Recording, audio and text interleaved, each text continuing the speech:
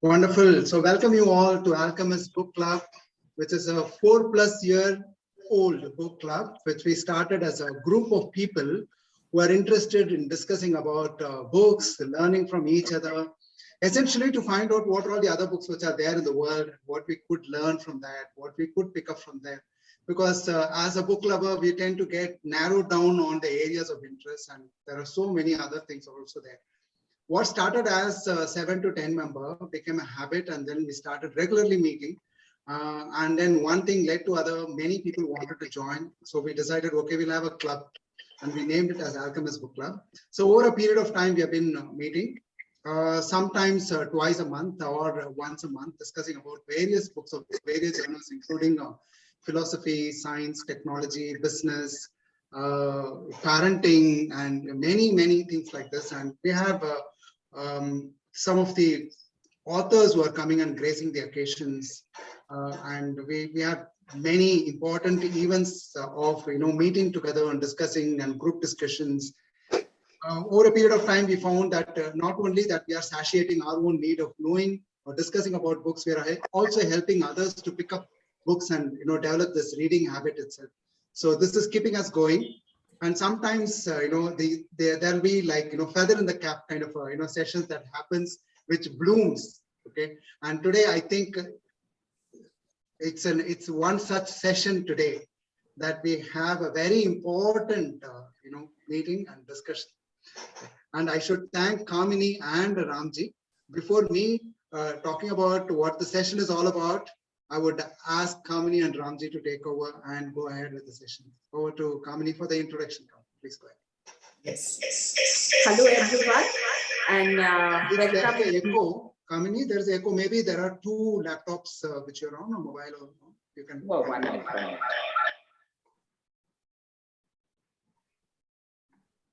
Mute. Yeah. 1 minute. Mute.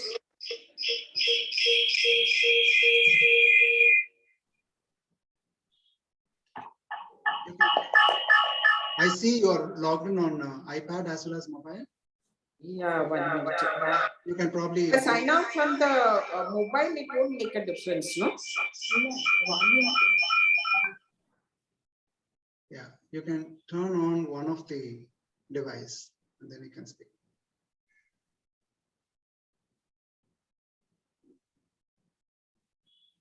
Now you're completely off. One device you need to turn on. Anyone? Kamini, we can't hear you. Unmute. Yes. Good. Go ahead. So welcome everyone to this indeed a very special session, and we are most thankful to Colonel N Thapar for accepting our invitation. And as I was reading about him, I was really so taken up, so amazed with his own life. And then, of course, the subject that he's going to talk to us about, that is his son, Vijyant Thapar. And it's amazing only because there have been 4 generations, who have served the country by joining the army. And, in spite of losing a son and facing such a big tragedy, but only because of their thing for love for the country, that he could put this book together so that people can read and get inspired. And we are very happy to have you over. Like, I would like to say a few words about him, that he himself has, one of the first things I'd say is we are looking forward to inviting you, sir, again to our book club, because I just got to know that you are already writing your second book, which is a novel, and which is based with the background of the Bangladesh war in which you took part. So, that is also such a happy and a great news, and we hope to have you again on our club. And Colonel Thapar, maybe we can have another session with him, because he has been in almost all the wars that India has had, the Chinese aggression, then the Pakistan War of 71, then the Bangladesh War, and also all the counter insurgencies which are happening in the country. And all this is such a wealth of knowledge and experience that you have. So, but today we will, of course, be talking about his son, who lost his life while fighting for the country. I have gone through some parts of the book, and it's really so simply and beautifully written book. And I hand over to Ram Gopalji to take from here. Thank you very much. Thank you very much, Kamini ji. Since we are a book club, we will be concentrating on the book and the various stages in the book, the various chapters in the book, Colonel Sir. So to start with, Vijyant was not always Vijyant. So how did his name come about? Oh, yes.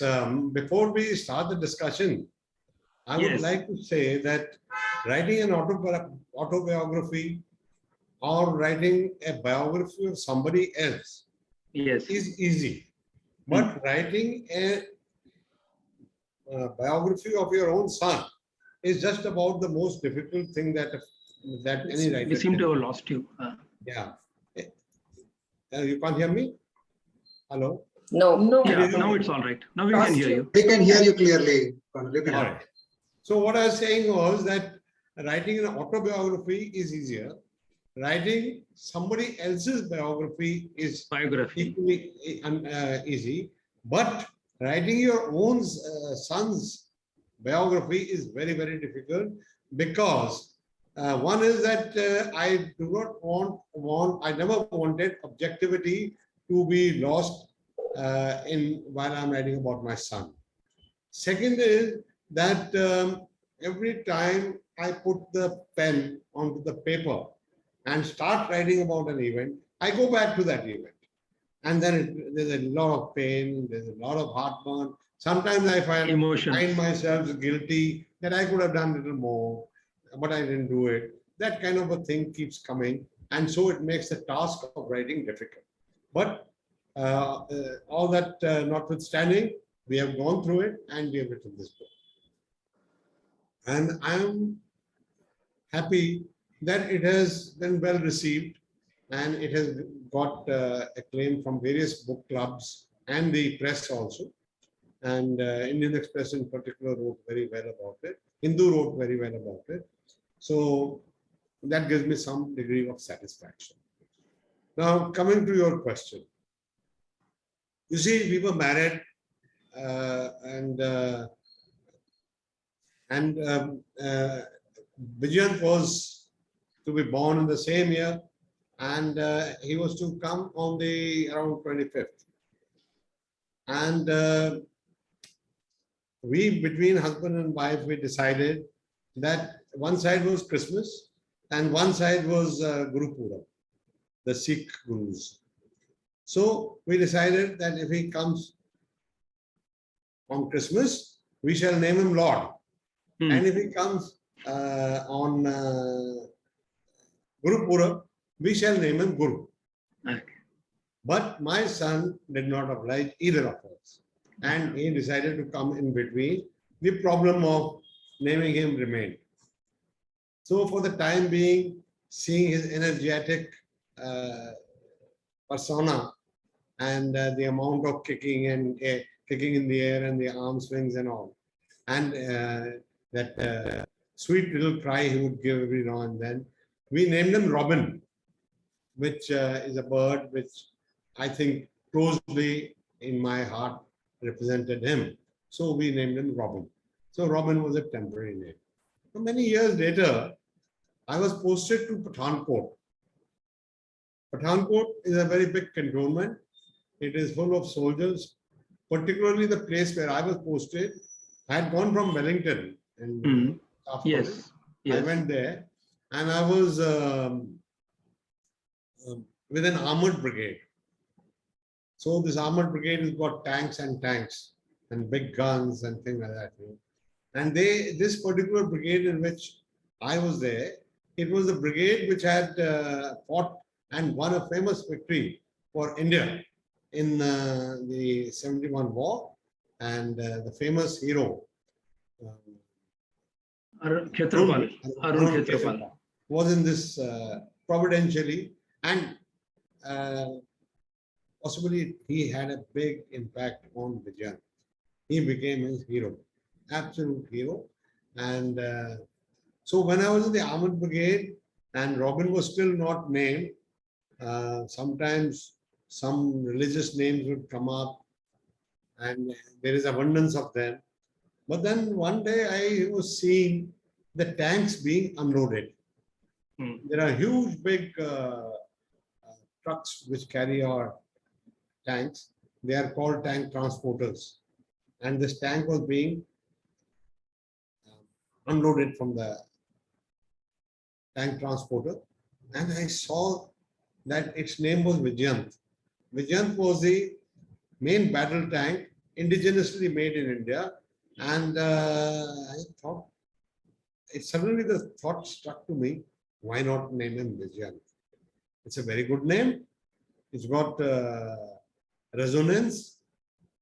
It's got, it means that victory in the end, Vijyant, Vijay, Ant. So in the end, Vijayant, or in the end, victory, whatever way you want to see it. Yes. So I decided that I spoke to my wife, because normally the names either she brought from our scriptures names, which I somehow didn't approve. When I gave her the names, she didn't approve. So finally, this was one name we were both agreed immediately, and he was named Vijyant without much study. So that's how he came Vijyant. Thank you, sir. Just a fun fact, Vijyant tanks are made here in a place called Avdi, heavy vehicles factory, Avdi. Yes, yes. They have been, for a long time, they were made here. Now I believe they have been phased out and better tanks have come in. Yeah. Yes. Yeah. So how was Vijyant as a child? I mean, pre-IMA days, you must be, there must be a lot of memories about all his various antics as a child. Yes. No, a whole lot of them are there. I've tried to put some of them with the hope that the right lesson is taken from them, because he was an outdoor guy. He was, if he didn't like anything, it was mathematics. And I had to always insist that you do your maths, because you're going to go to the NDA, and maths will be an important subject in the competitive exam. But he was more into rafting, into swimming, into mountaineering, into going to the jungle, and he had his dogs, and he would run along the small river called Chaki, which is on the periphery of Pathankot. He would run. And then, of course, as a child, he was very healthy. I never remember him falling sick. He was full of life. He was having good humor. And in his psyche, possibly it was set that he has to be a strong man. So, yeah, so up to the last, he looked for foods that would make him strong, and he would do his exercises. And there are pictures of him as a child with my Sahayak, and him going to the wrestlers, and the wrestlers were doing their grips, and then the wrestlers show their muscles, and he also shows his muscles. We got a snap.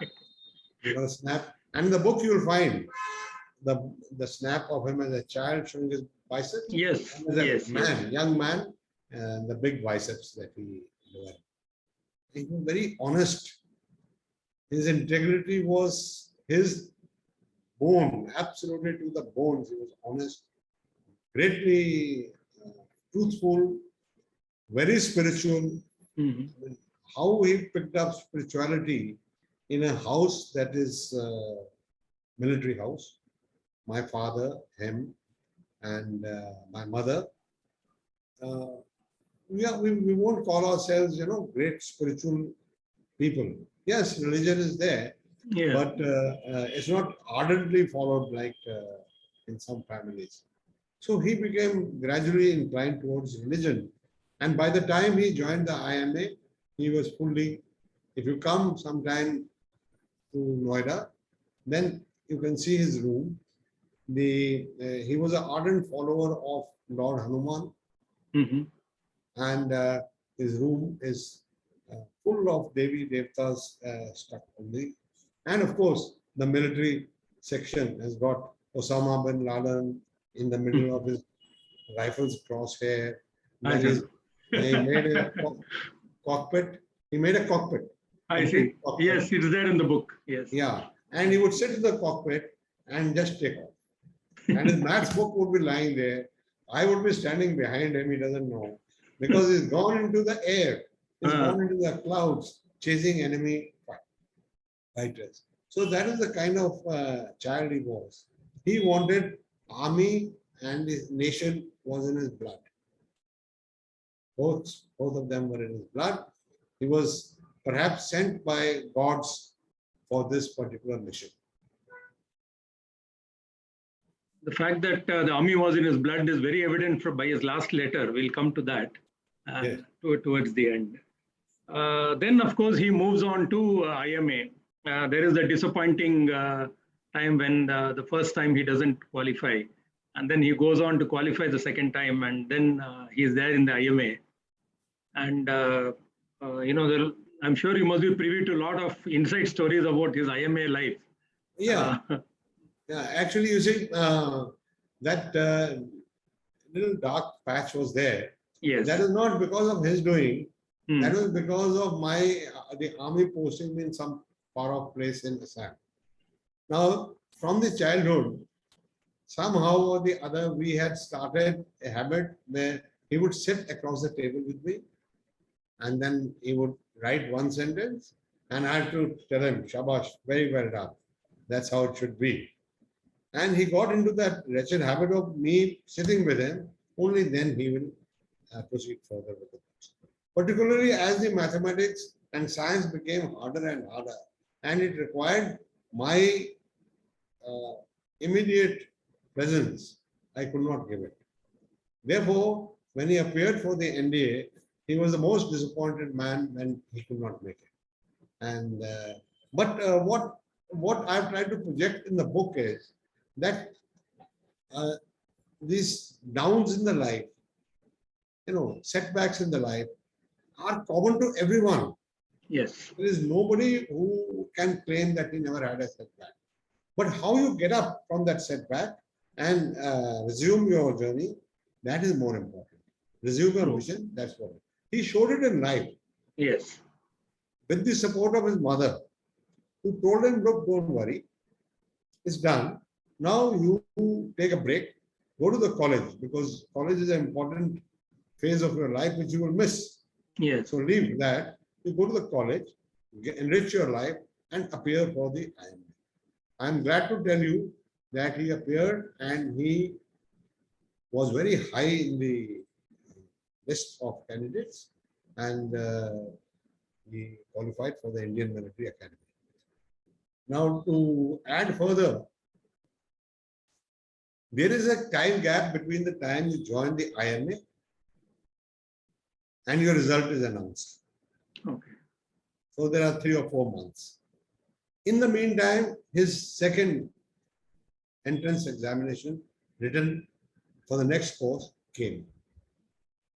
So I told him, "You sit down in this." So he says, "Why?" I said, "Look, there's no certainty that things may not go wrong. If things go wrong, you got this reserve chance with you. Why don't you sit down? You got time with it." He sat down, he passed that course. So he did very well and he joined the Indian Military Academy. Now, Indian Military Academy is a very traditional place. Very, very traditional place.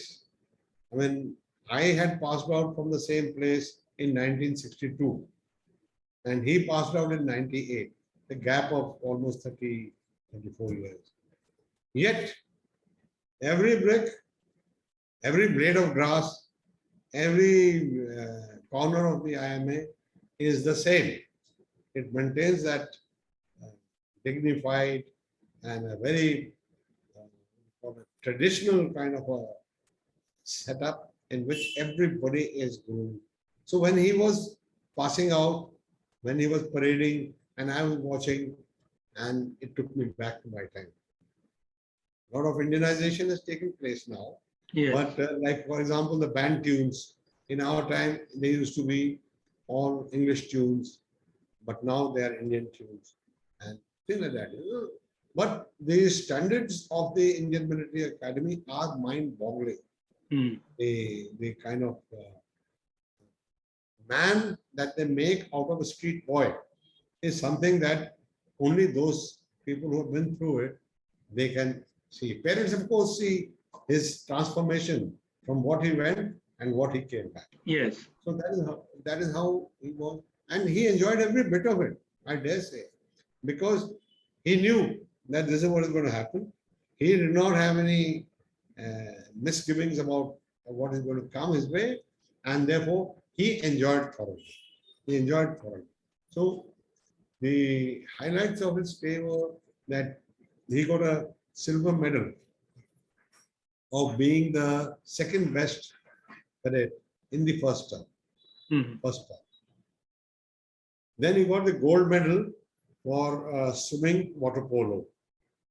So we displayed them in our house, and it gives me a lot of satisfaction when I see them. And then, of course, he was going all out, but things somehow did not run his way. He won a debating championship in which he came up very high. And then boxing. Then obstacle course. There was a particularly difficult obstacle to do. It is a Russian obstacle.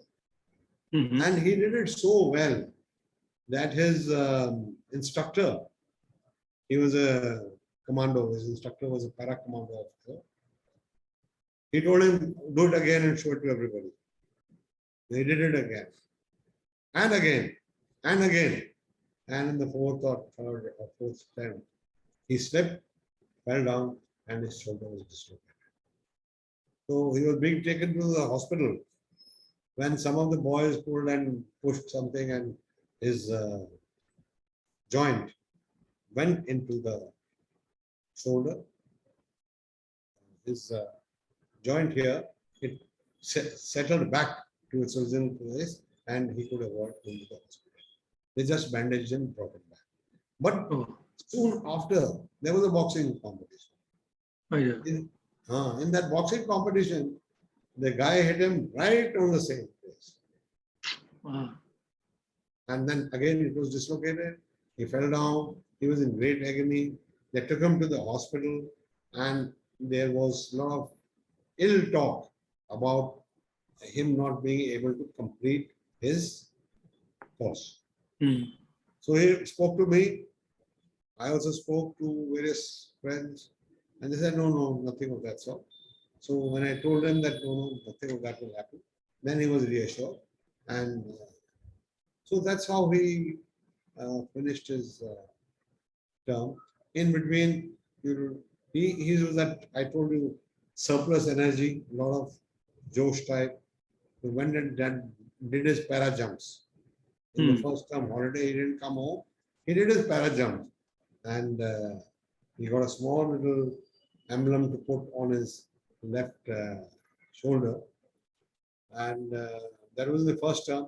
In the second term, again, he went for hang gliding to Kargil in the hills, Himalayan hills, and he did it there. So he was very happy, adventurous type of a guy who wanted to be like this and lead life fully.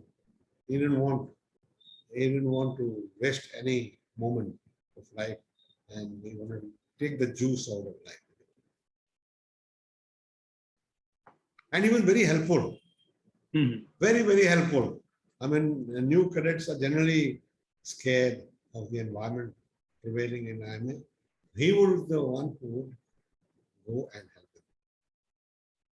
And in fact, I got a call from one officer now, and he tells me how, in fact, two officers, they were weak in swimming. He was good in swimming. So he would take their extra classes so that they can pass the basic test. And yeah, so they remember him so much affection and because as it is the whole day long, you are very tired in the IMA. All you want to do is sleep. But here was another, he would go and help others out. Very helpful.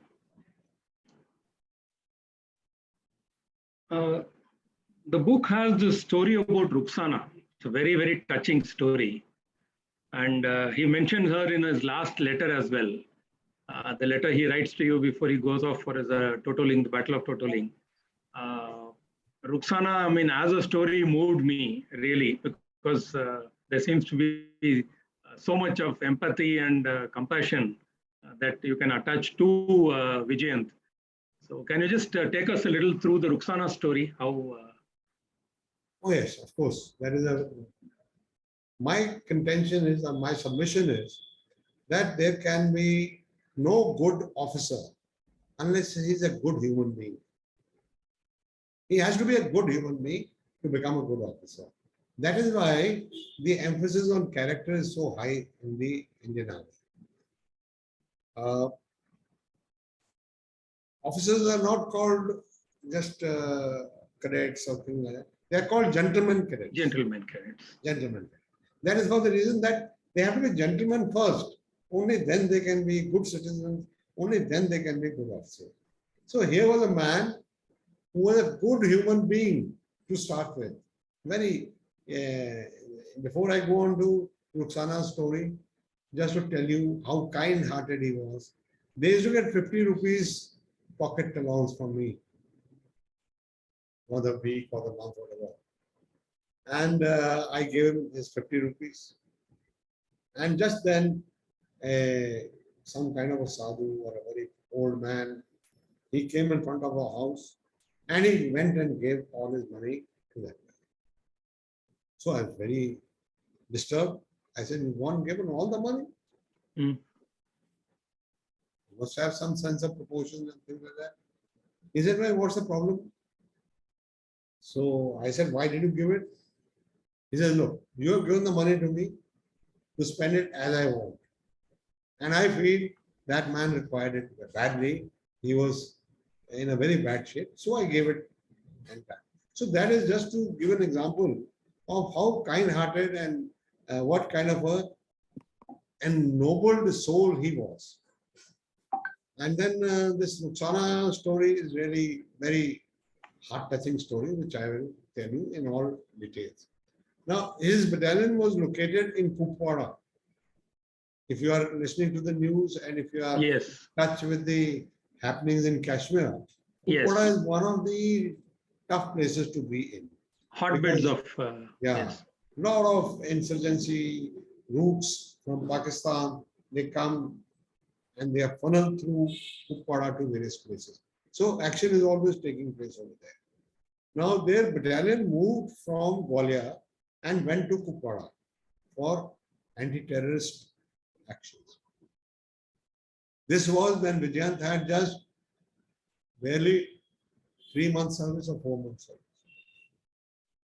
And then they were in Kupwara. They were lodged in a school. And the battalion was there. And then the outgate from where you go out of the battalion premises, there was, just beyond that, there was one lone hut. This hut belonged to a very poor woodcutter. His name was Akhtar. He would go cut, log the wood and get some money for the day. Very poor. So he had a small daughter whose name was Rukhsana. She was the apple of his eyes. and he loved her very much. She also loved him very much. Every time he went to Kupwara town, he would get small things for her, and she would see him coming, run, jump, hang from his neck, and irrespective of what load he's carrying, and they were in the heavens when both of them were with each other. So nearby the military camp, this guy used to go. He was a daily worker, a laborer. He would work, he would earn some money, and he would go to the army as a laborer, casual laborer. They would employ him, give him some money, give him some food. And in the camp, there was a doctor also who could look after them. So he used to go there. Now, a group of Rukhsana Story terrorists, they came in that area. And like any wild animal that comes, then all the signs in the jungle tell you that there is something wrong. When the tiger comes, you will find howling going on, you will find other birds squeaking away, and the telltale signs are there that he is there. So this group was there across the Jhelum, and the people became very nervous that these guys have come. So, but he didn't have anything to do with them. So he didn't very much bother about it. But one day at night, there was a bang on their door. It was just a tin door, and it flew open, and two guys came inside, and they said, "So you are the man who is telling the army about us?" He said, "No, sir, there's some mistake. Please, I'm just a poor woodcutter. I have nothing to do with it." But before he could say much, the younger of the two gave a loud Allahu Akbar shout, and a burst into him by his machine gun, and the man was dead in front of that little girl. She was then 2.5 years old. Not even 2.5 years old. And she saw the thing that she prized most in her life shattered, broken. His head was torn open, bleeding all over. His mother was trying to struggle with her dupatta, trying to get hold of the bleeding head. But he was dead and gone. And this girl saw it all happening. And she was in the corner of the hut, and she stayed there dumb. She became withdrawn. She wouldn't talk, she wouldn't play, she wouldn't do anything that normal girls do. She was stoned. She saw all this happen in front of her. She would dream of her father being shot, and that horrible things came into her mind. So when Robin used to go out, when Vijyant used to go out, he used to see this girl standing outside her hut with oversized clothes, some army man's shirt she's wearing, and with the, mucus coming out of her nose and all this, like village children are there. Then he would wave to her.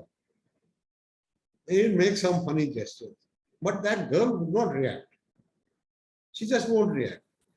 So he was quite intrigued as to what is wrong with her. So finally he decided to ask the mother, what is wrong with this girl? Is she born abnormal or is something else? And mother was not there, but mother's sister was there. She told him, no, this girl was all right. When she was born, she was all right. But this is what happened. And since that day, she is not herself again. She's withdrawn, she didn't talk, she didn't. Oh, so that moved him affected him very badly, and he wanted to do something for her. So he started by going and sitting next to her. She would shy away. He gave her a chocolate. Then slowly he started bringing some ribbons and pencils and things like that, some sweets, and gradually the distance between them lessened. And gradually she got used to his being around with her. And then one day he sat down with her and then he asked her, Rukhsana, you want to go to school? She said, yes. And then he asked her, tell me your name. Then she said, Rukhsana. And that's how she started talking. And then he was getting friendly and warm to her when suddenly the war in Kargil took a bad shape and his unit was told to move there immediately. Overnight, without being able to go and say goodbye to her, he went away and she never saw him again and he never saw her again. In the meantime, we got a letter and we got a call from Kuppada. His mother got the call saying that he wants clothes for a girl. Naturally, mothers become apprehensive when she heard Kashmir, girl, clothes, what is going on? Then he explained to her, no, she is a small girl and I want clothes. So mother said, you are coming next month. I will keep everything ready. You take it when you come. He said, okay. But that was not destined to happen. Yes. So he had written in his last letter, his heart was with that girl still. When death was staring in his face, there was some place for that girl in his heart. That's what I want to highlight. And he had written to me to say that you please continue giving 50 rupees to her a month. Now 50 rupees means her school fee and a little sundry expenses. So I have been going every year to Kuppada. I've been meeting that girl. She is now over 22 years old, 23 years old. And I still give her a fair amount of financial help so that she can do well. And just for your information, the story caught the imagination of the whole country. Yes. And one day I went for the show along with Captain Vikramatra's parents. And then News 18 people, they asked me, who's this girl, Rukhsana? So I told them what I told you of. And then he says, surely you would be wanting to meet her. I said, yes, I want to meet her, but going to Kuppada is one huge problem. I mean, one is never sure. So then they said, okay, here's somebody who's come to meet you. And a girl walked on the ramp, her face was fully covered. And then she took off her cover and says, here's Rukhsana, please meet her. Then she stayed here with us for one day. And I got her a mobile, I got her requirements. And then next day she went away. Once again, another TV got her, but that time we couldn't meet. So this is the story of Rukhsana. Amazing. I'm sure you'll agree, all of you will agree, goosebumps, nothing short of goosebumps here. Yeah. Amazing story. We'll come to the Kargil War, which was a war that was foisted on us. And then the first that battle of the Barbad bunker, which Vijyant had a role to play in that and how they took over the bunker. And of course, the last battle at last charge at Totoling, all stuff of legends. So could you take us through that? Yeah, I'll take you through that. But firstly, I want to tell you that Totoling was a different battle and Nol, Three Pimples, Shivling. Yes. That is another battle in which he Yes. was killed. Yes. So I'll first tell you about what happened. Broadly, everybody knows that it was the perfidy of the Pakistan. Yes. That Yes. there's some kind of an unwritten understanding between both the armies. Yes. That the winter is very severe over there. And when the worst of winter is there, they go back to their bases and we come back to our base. And after the winter is over, we go and reoccupy our positions. But this time, Musharraf had nefarious designs. And he's been working on his mind since Siachen and since 71 war. Like it is working on the psyche of most Pakistani army people. That they have not been able to stomach the two defeats. Yes. So he had made this plan. He had taken this plan earlier to Bhutto, Mrs. Bhutto, who threw it out of the window. He had taken it to Zia. I mean, this plan has been going on for a long time. Finally, when he became the chief, he decided to execute it. So it was very, well, I would, since you are an audience, in military, surprise is a very important component. And if we can surprise the enemy somehow, we have achieved our task. But since we were surprised, we started calling them with all kinds of names.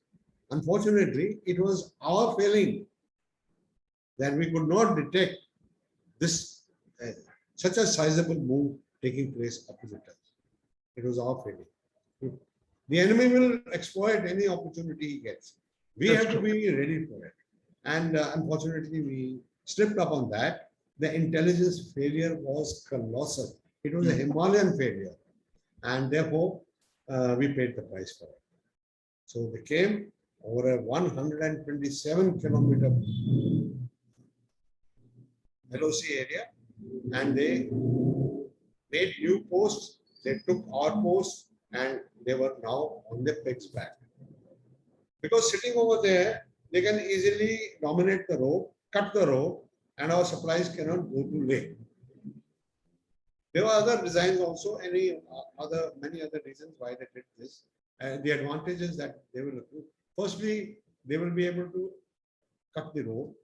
Secondly, we will have to rush forces from the valley immediately for immediate, and that will make valley density of troops in the valley less, so more infiltration can take place.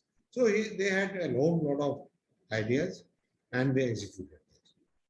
He tried to gain surprise over everybody by saying that this is not the regular Pakistani army, which was also. It was a Pakistani army. Yes. He got them dressed in tracksuits, something like that, and civil coats, and come over. So they came over, they crossed all the way from, I mean, you may not be very familiar with the geography, from Pakistan side, Sakardu and those places, Bulgari. They came from there all the way, marched 24 kilometers, came and established this post, which they called Azam post and which we called Toroli.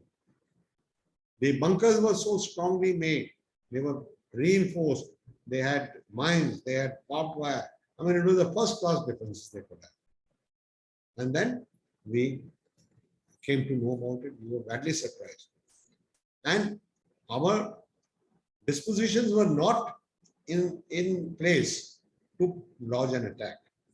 So troops had to be brought in. So to Musharraf's bad luck, the road opened 1 month earlier. Okay. So we could rush in the troops when the situation had still not fully stabilized. And developed. Yeah. So once the troops had come, we started putting the attack.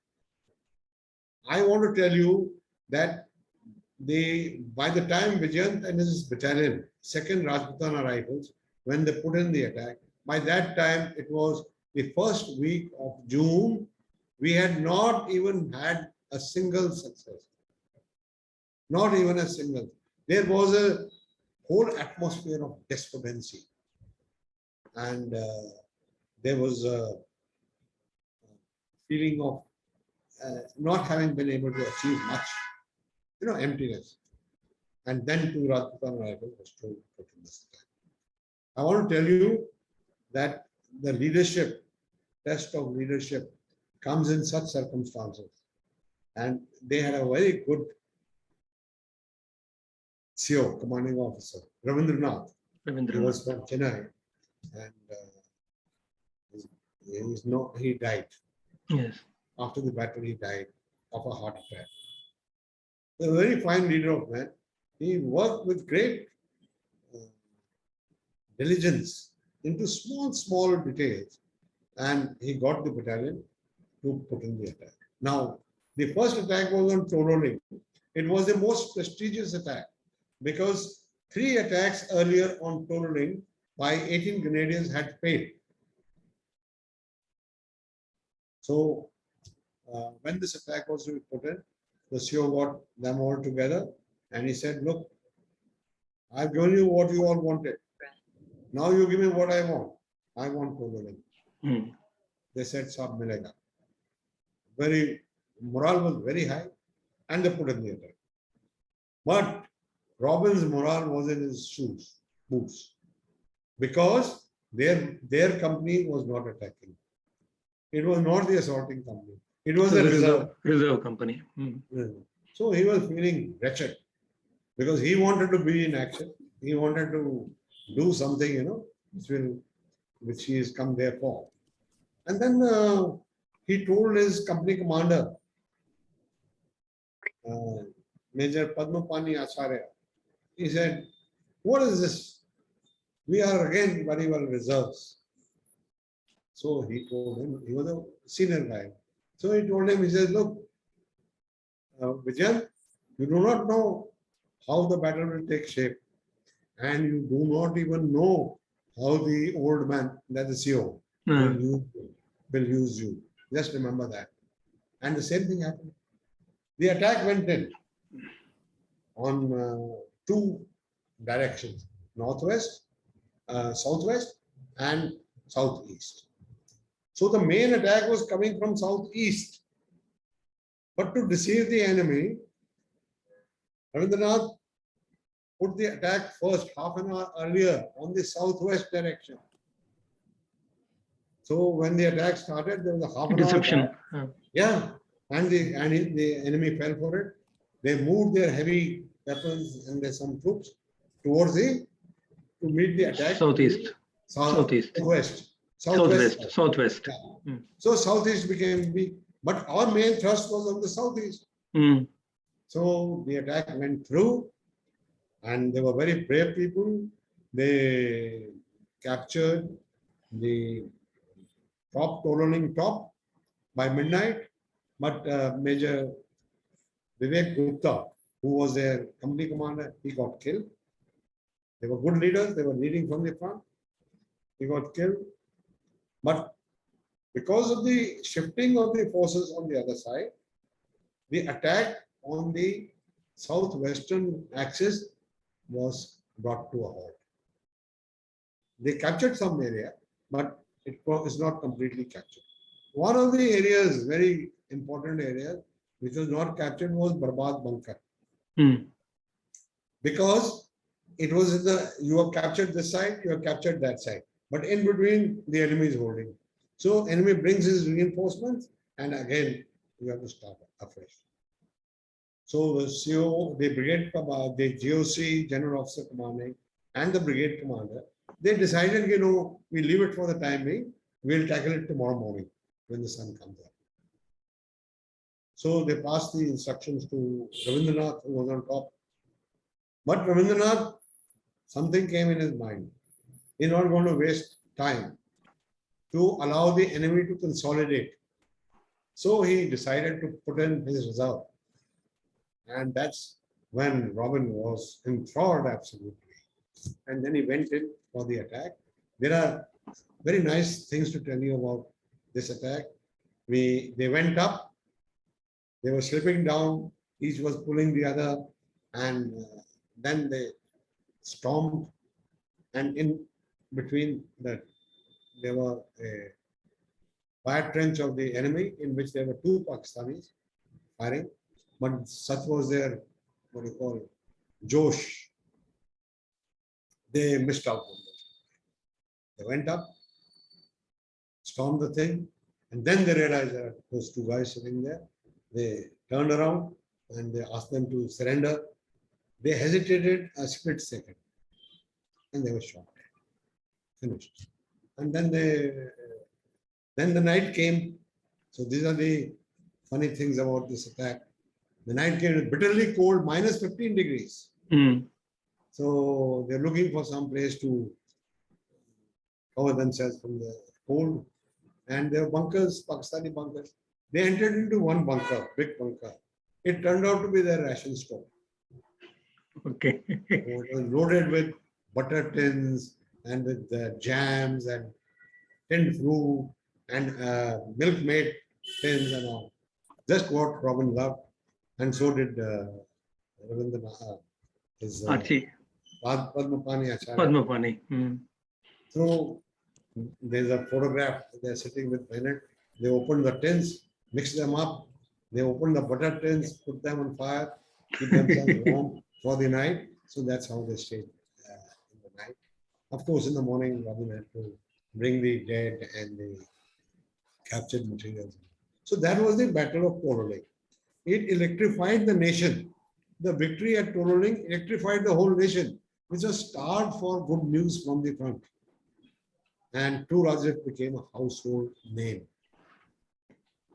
So when Toroling was captured, Ravindranath spoke to the GOC and told him that, sir, I am on top of Toroling. So it became a kind of letters that have gone into history books, what is told the GOC. And in the morning he came, and here was Vijyant and Acharya. They were sitting on a bunker. They had taken off their shoes full of perspiration, sweat, and they were airing their feet with some Pakistani lying dead here, there, and whole lot of captured weapons lined up. And Ravindranath walked up to him and he said, well done, Robin, you've done a good job. So he immediately always carried chocolates. He took out a chocolate from his pocket and gave it to the CEO. And CEO thanked him and said, good boy, keep it up. And for him, Robin, that was a big thing. CEO went away. 20 days later, there was a second attack. That was the deadliest attack. In my opinion, that attack was the hardest attack, because it was going to a height of 16,000 feet, well prepared defenses on top, and there was only one ridgeline, narrow ridgeline going up to them. Both sides there are cliffs, you won't believe it.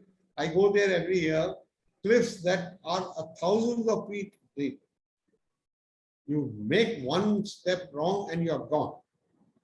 So they had to go on that narrow strip, go and capture that place.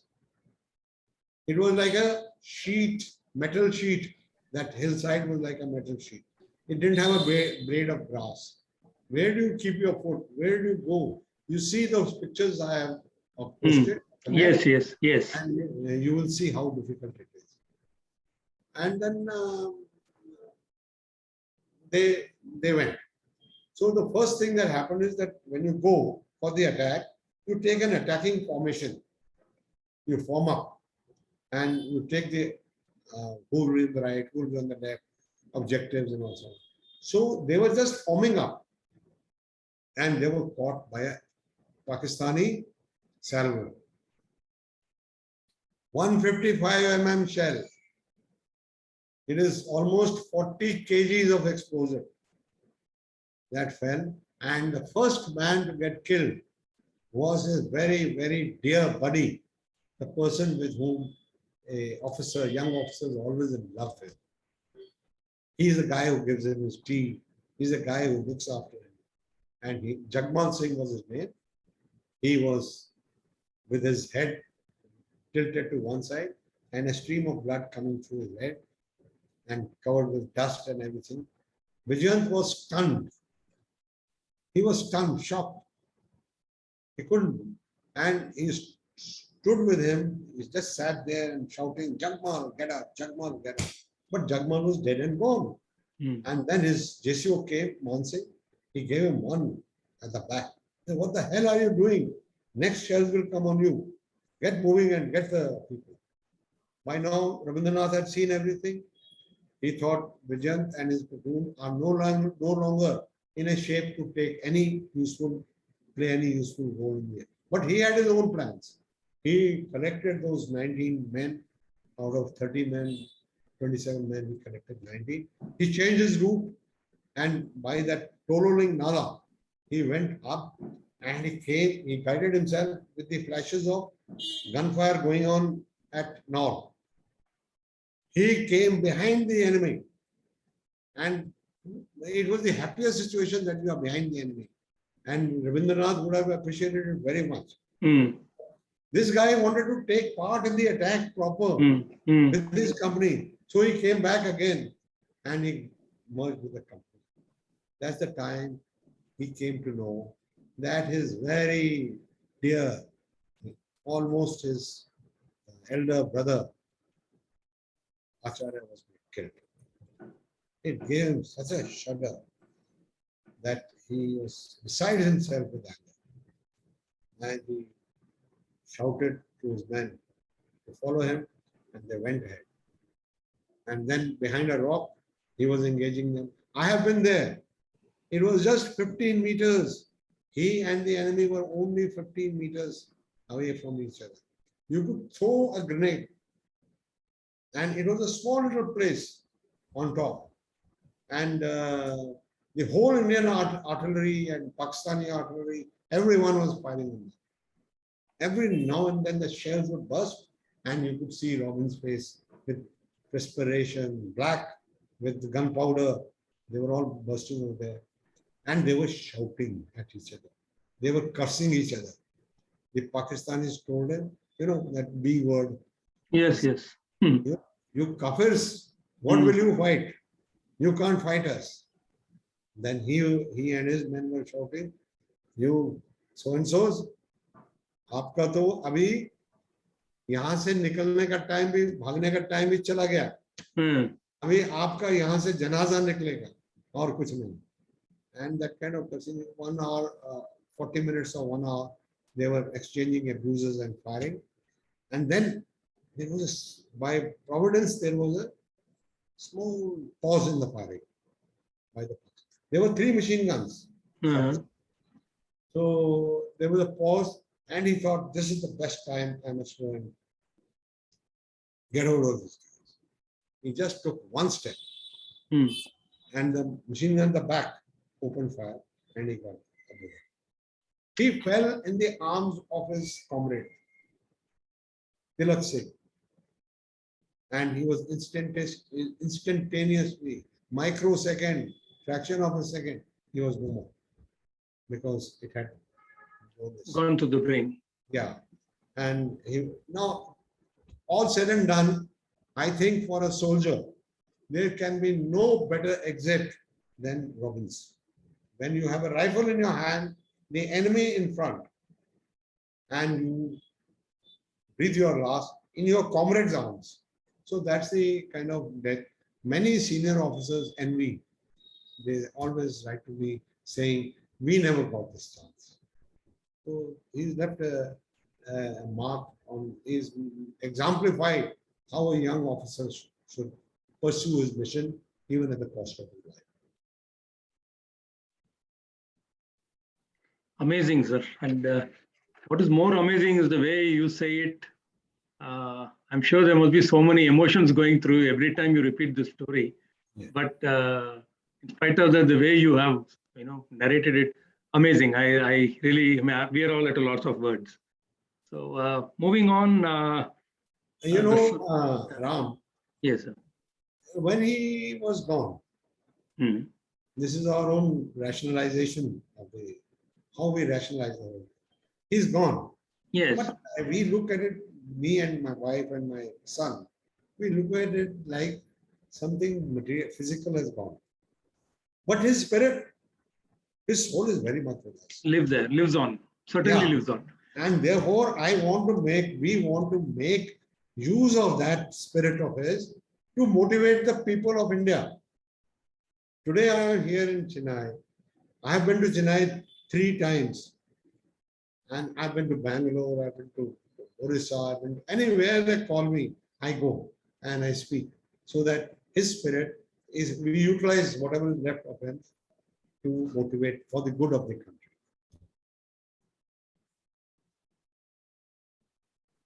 We'll just come to the last few questions. The citation that was read out at the Rashtrapati Bhavan, when he was awarded the Veer Chakra. Do you have that citation? Can you read it out? I have, it is in the book. Yeah, It is in the book. Yes, yes. But what I want to say about citations is also a little. The citations are written by those who did not fight. Am I right? Totally agree. Yeah. They are So, sanitized. I think we can take it with Inch of salt. yeah. I mean, we write. Sometimes we exaggerate. Sometimes we. But the basic fact is that whoever has written the citation, he thought that he is worthy of getting an award, a recognition. True. So Correct. he wrote. I mean, generally, I want to tell you, please, to all those who are listening to me, that in the dust and the din of the battle, when the bombs are bursting and when people are yelling, shouting, machine gun bullets are hitting people, at that time, many very, very acts of gallant, brave people go unnoticed. So while there are heroes, there are huge number of, I would say for every one hero, there will be 5 heroes of much greater who performed so Unnoticed. just lost in the dust and din of the battle. So we cannot overplay this. I would say that all those who are there, they did their best. It is never an individual effort. Please note that. It is not one so and so and X and Y Z who won the True. battle. There is one guy who is on the net who keeps on saying he won following on his own. It's not that. It is a collective courage. It is a collective effort that ultimately wins you the battle. True. So we look at it at the collective issue. Yes, Colonel, totally agree with you. Post-war, of course, you have been visiting Kargil, the Kargil Heights, totaling and all that, and where the supreme sacrifice was made. What has changed over the last 20 years? Have we learned our lessons? Yeah, actually, you see, we have learned our lessons, but I dare say on a public forum that those who control the armed forces haven't learned. What can you say to a country which does not have a CDS for 9 months now? And that was a prime recommendation by the Kargil Review Committee. Yes. That we must have. What can you say about a country which is facing a mammoth enemy on the north, the Chinese, and another enemy in the west, Pakistan, and another half enemy within? Yes. And we haven't increased 1 paisa of the defense budget. We have not gone, I mean, modernization we are doing, but that's not the pace at which we have to modernize to be able to take on this kind of a challenge. And in the passing, I just want to tell the people in Chennai that I always tell this whenever I go to Chennai, that in Chennai people thought that, we are safe. But it is not so. The war has come to your seashores. Yes. It's come to your seashores. And soon there will be a situation where you will have to face. So therefore, we haven't really, I mean, for the armed forces, we can only do what we are told to do. We will always do. Please be sure the armed forces will produce the results. But to enable them to produce the results is what people have to ensure. Weapons, modernization, new formations. Look, the new formation that was to come up or use against the Chinese is stalled. Mountain Brigade. Yes. Mountain Corps. No, Mountain Corps. Yes. Yeah, it's stalled. So that's the what my answer to your question is. At the ground level, the soldiers are same, able to do any sacrifice you want of them. They will do for the nation everything. But it is for the whole nation. And here I would like to say something.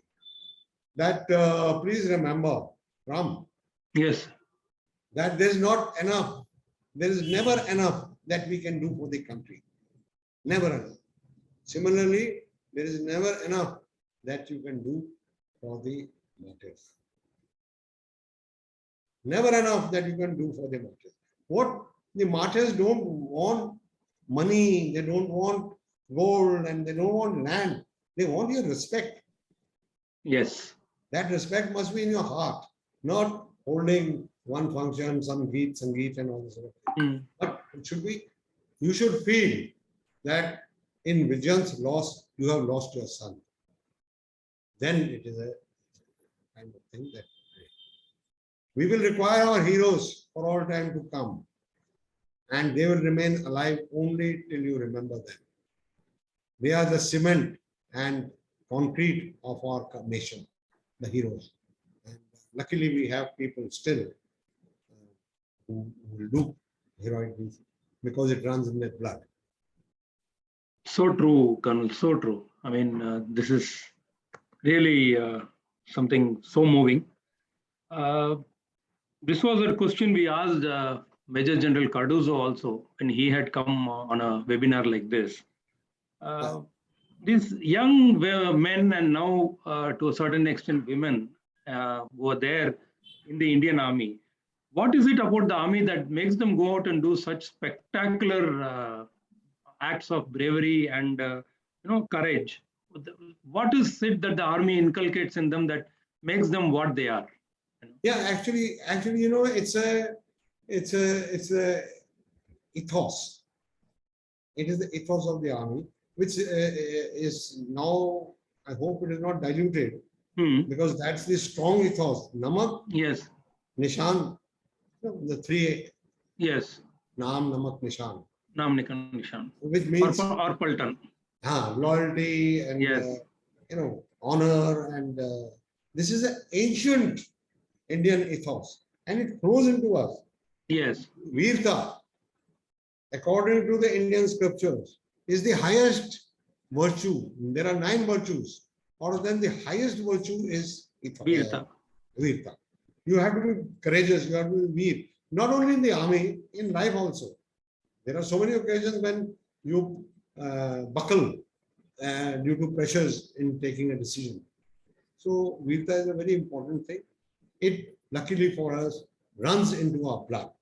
Or man, my son was so much worried that he should acquit himself very well. To me, his father and his family, to his Paltan, to his nation, and that's the kind of collective pride in the country. Yeah, I think there is somewhere you have asked this question also as to what makes the Indian Army to go. So actually, we have across our border an army that is ideologically, religiously motivated. Highly religiously motivated. There's an army to the north which is highly ideologically motivated. Yes. And we are motivated by nationalism. Yes. Pride in our country. Let that pride never be chipped by these, I find these netas here, there and all, doing those things that hurt the national pride, that hurt the sentiment of being an Indian, the greatest people in the world, people of a great nation. So that is my own submission. Absolutely, Colonel sir. I'll come to the last thing, the last letter, which is something I would say it's a spectacular piece of literature that should be, probably in the curriculum of every school. I would really like you to read it out to us, Colonel. I have this letter here with you. Yes, yes. I bought it for you. And I want to tell you that in Chennai, in the officers training school, this has been put up on a big board because it's so motivating. So looking at the time running out, I will just read through it without explaining. Okay? Yes, yes. We're right on time, Colonel. No worries. He writes, now sometimes even me and the chief himself as General Malik himself has wondered at a 22-year-old man writing this. And what must have gone through his heart and through his mind for those 10 minutes or 15 minutes that he wrote this. You know, it's easy to say, but every time my heart pains when I see his signature and he's writing, you know, okay, yours, son, Robin. What must have gone through his mind and through his heart? So I'll read out this letter. Yes. Which is really, the whole nation has wondered how a young man could have. So he writes, dearest Papa, Mama, Birdie and Granny. Granny is grandmother. By the time you get this letter, I will be observing you all from the sky, enjoying the hospitality of Apsaras. I have no regrets. In fact, even if I become a human again, I will join the army and fight for my nation. That's the kind of spirit. To me, he writes, if you can, please come and see where the Indian army fought for your tomorrow. As far as the unit is concerned, the new chaps should be told about this sacrifice. And I hope my photo will be kept in the Alpha Company Mandir with Karni Mata. Karni Mata is their deity. Deity, yes. Deity. And they believe heavily. Paltan, yes. Paltan deity. Now see the young man. He is thinking of everybody else even at this time. He is writing, whatever organ can be taken should be done. Take the organs. Contribute some money to the orphanage and keep on giving rupees 50 to Rukhsana per month and meet Yogi Baba. Best of luck to you, Birdie, his younger brother. Never forget the sacrifice of these men. Papa, you should feel proud. Mama, so should you. Meet Gitu, that girl he yes, girl we wanted to marry, yes. To marry, yeah. Mamaji, that is grandmother, please forgive me for everything wrong I did. Okay then, it's time for me to join my clan of the Dirty Dozen. This is that American movie? Yes, yes. Yes, Dirty Dozen. My assault party has 12 chaps. Best of luck to you all. Live life king size. Yours loving, Robin. Now, this sentence, live life king size, has almost become a credo in the Indian Army. He doesn't want his parents to get into a gloom and doom situation. He wants them to continue with life as hitherto. And he's there on top. He's watching us. And he wants us to believe that. And we believe it. We live life. There is a beautiful, I'd like to end this session with calling out the beautiful quote from Kargil, that is basically the from the Iliad, the Homer's Iliad, which I believe you have. Iliad, yes, Iliad. Iliad.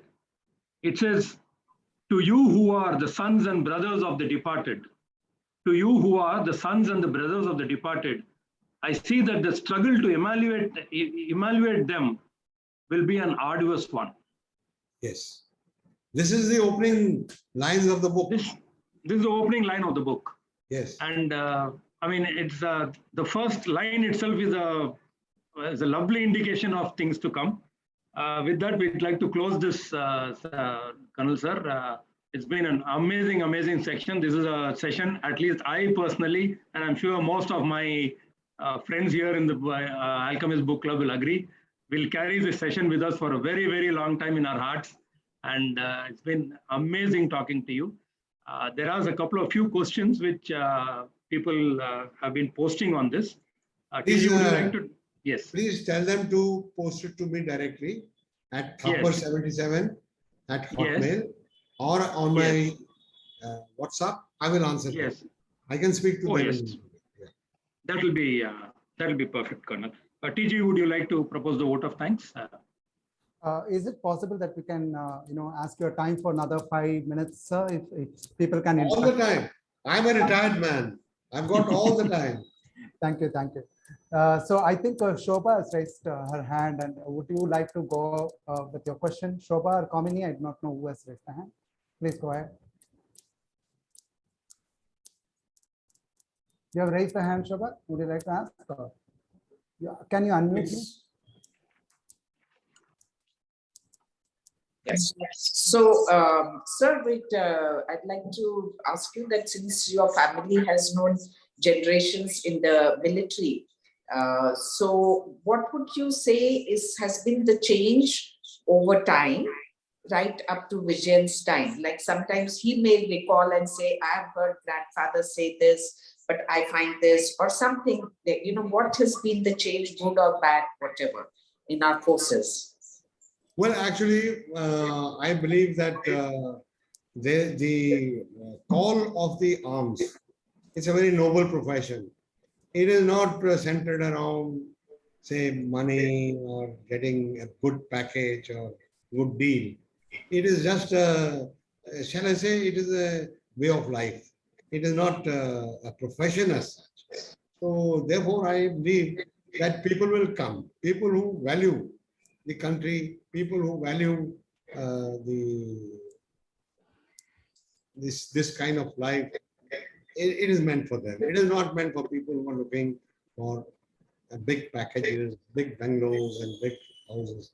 In fact, it's high time that things improve so far as the pay and allowances and other such animal comforts are concerned. Because sooner than later, people will start comparing themselves with their brothers and their in the industry, in the civil, and then they should not be disappointed that the country is not done enough for them, because that is an important fact. Otherwise, the spirit of the people in the armed forces is not diminished by any stretch of mind. Oh, that's so nice to hear. Thank you, sir. As you have seen in Galwan. Yes. And the action in Galwan speaks volumes. Yes. Okay. Thank you, Kamini. Sashi, you raised your hand. Would you like to go? Can we see you, Sashi? Yeah, good afternoon. Good afternoon, yes. Yeah, good afternoon. So, Jai Hind, sir, this is Captain Shashi here. I'm living overseas, but it's a privilege to have heard you on the session, sir. I'm sorry I'm not able to switch on my video. All I would like to say, sir, that Vijayant, sir, will always live amongst all of us. As you rightly said, the spirit lives, and we all feel energized and charged up with Vijayant, sir, and many more heroes whom we have witnessed. And more so when you being a father, being so proud and being so confident and being willing to share the proud story with all of us. I think it's a matter of pride that all of us are Indians. And once again, I would say I feel privileged to have heard you directly, sir. It's entirely my pleasure. Entirely my pleasure. Thank you so much. Thank you so much. I would like to hear from others also. Would like to express to Colonel now directly, based on the session what we heard. It'd be wonderful. Sridhar, or may I? Go yes, ahead. why not? So I just want to take this opportunity to say that I have the privilege of joining this family, and I got to know Papa, and my husband is Vijyant Thapar's younger brother, and as all of you must be feeling, very proud Indians, I feel moved till date every time I hear Robin Bhai's story. And it was one thing for him to be the person he was. And it's a different order of bravery. I see my father-in-law and my mother-in-law display every day. And I think this is the quality that needs to be inculcated. And I wish there was a way we could just share this more and more. And I'm so happy that we found a way in ABC to have Papa with us. And it was, as always, a privilege to hear you, Papa. You spoke so well. Thank you. Thank you. Thank you. Thank you so much, Rodi. This side of So, you, I'm coming slowly now. So before you close, I just want to say Yes. that this book is available on Amazon. Yes. All those who are listening to me, this book is available on Amazon, and also for the young children. Yes. We have this comic. Can you see? Yes. This Yes. comic? Yes. Lift Yes. it up, sir. Yeah. Okay. That's in Hindi. So we distributed these comics to wherever we can. So you can, this comic, and this is the Hindi book. This is the Hindi translation. That's the Hindi one. Okay. Yeah, which I had to burn midnight's oil to translate from English to Hindi. And then it went for purification to a professor of Hindi in Chandigarh. Acha. So then the Hindi one has come. And now, for everybody's information, the ebook is also available. And the audiobook is also available. Oh, very nice. That is at Penguin. We'll spread this message in our club as well as in the other places, sir, so that we will have that this message to be spread across in our club. Let's do that, TJ. Yeah. Yes. Yeah, sure. Maharaja, you raised your hand. Would you like to go? Oh, definitely. Thank you so much for this opportunity to speak to such an inspiring story. And I personally feel like people are moved in this meeting when we hear from these real-time hero stories, right? But at the same time, working for a bigger organizations, as Sir rightly said, sometimes we move towards money or other lavish things. And these kind of real stories should be told, and especially the young Gen Z and millennial generation, because sometimes people are not aware about it. Once people hear about these real-time events, right, their perspective of life itself gets changed, actually, So I think this is not one-time session, right? These kind of sessions should be recorded and shared with people so that, like, when people are down and people are like not in a place, right, they know like there is life at the end of the tunnel. And these are one such sessions, I would say, honestly. Thank you so much, Maharaja. Thanks a lot for sharing. Thank you. Yeah, Satya, would you like to go ahead?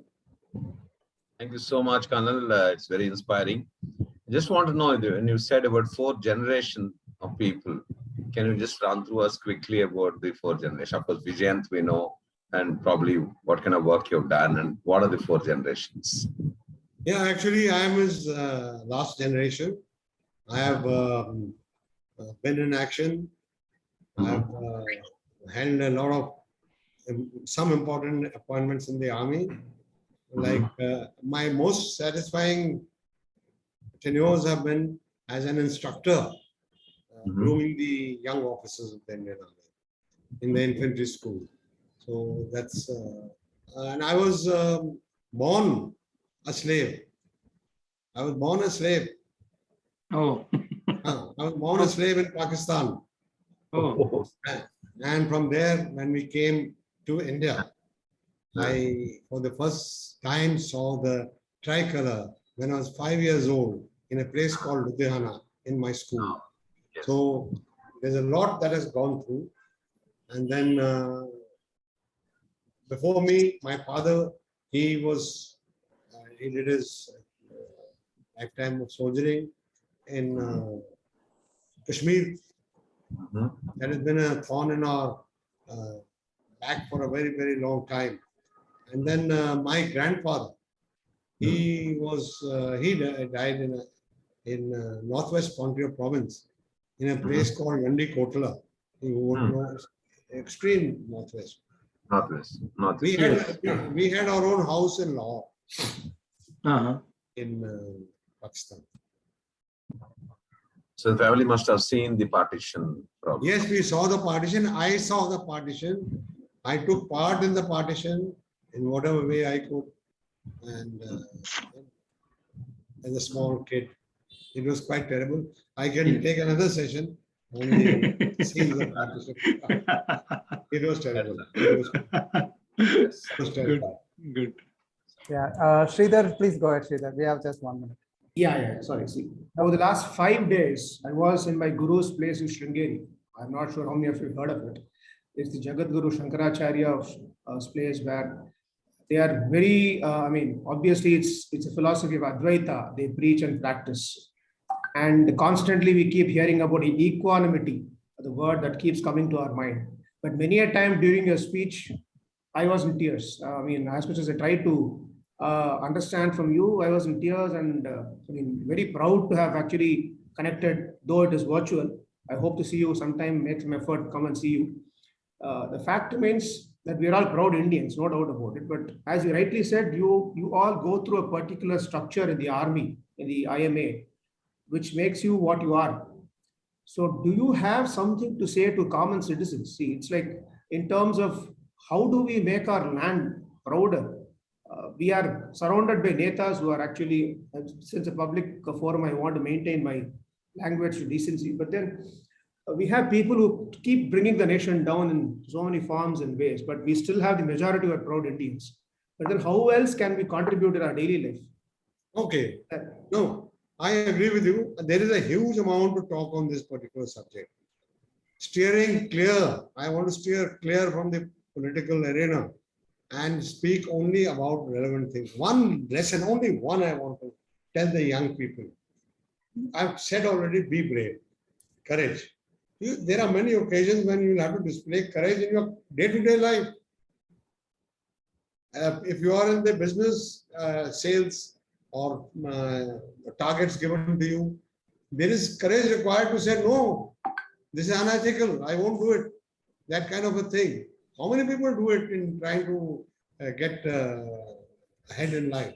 So that is very important. And the other one message, brief message I want to tell you is about people condoling me that your son's so young, he died.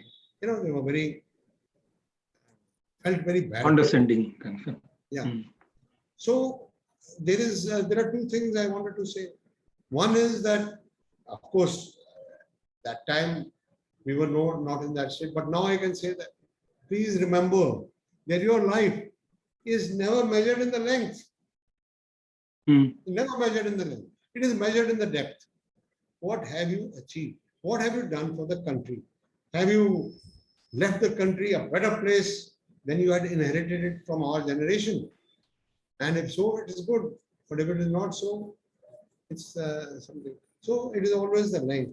And about the death also, please remember that when a young hero dies or is killed, there are two sentiments, strong sentiments that come in us. One is terror and the other is pity. Terror, because you suddenly realize your own keenness no more. Yes. Your own mortality, you know. Yes. So you are terrorized. And pity, because the death of a young hero is against our thinking and against our makeup, which attributes good to the hero.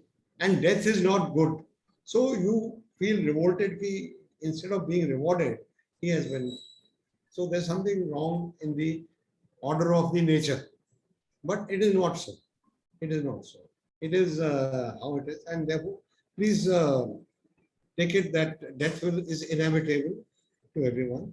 And therefore, life will always be measured in terms of what you have done. What is the depth to which you have gone, and never in length. So that's all. Thank you.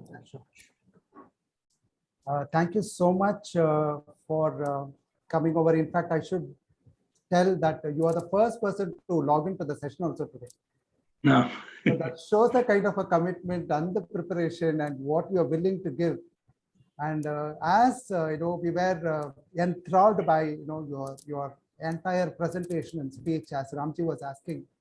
We were all sitting and wondering, are we listening to the story of a young man who went on dreaming about being a fighter, or about a hero who went ahead and did what he could do, even at the stake of his own life? Are we listening to a story from the voice of an army man, or are we listening to his story through the voice of his father? I think you moved us today.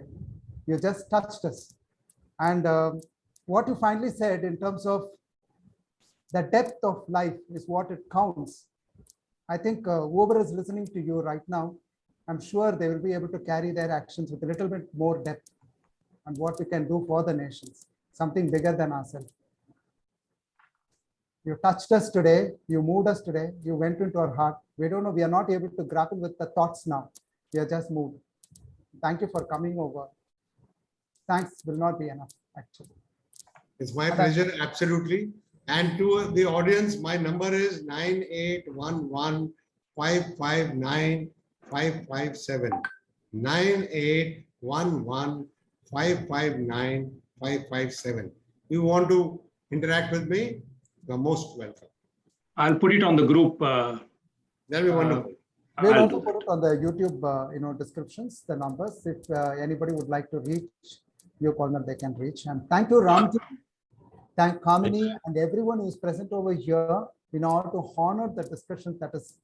Wouldn't have missed it for anything, TG. Yeah, absolutely. Like I said, Absolutely. I'll carry this interaction for the rest of my life. Absolutely. Would be Thank you, Rafi, so much. It brought me back into the book club. Yes. So thank you very much, Colonel Sir. And I would certainly reserve the right to visit you when I'm in Noida next. No. It is your privilege. It is my privilege. Our doors are open 12/7. Thank you so much, sir. And we will, we'll meet personally. Yeah. And don't worry. I've been to the Rotary Club in Chennai, had a session with them. I've had another session with some other organization. And of course, EO. Jito, yes. Jain International Trade Organization, yes. No, it's called the Entrepreneurs Organization, EO. That's the one. Okay, Entrepreneurs Organization, yes. Okay. So I thank you very much. Thank you. It's been a very great, lovely session. And thank you so much, Colonel Sir. And looking forward to regularly keeping in touch with you. Thank you all. And I think we can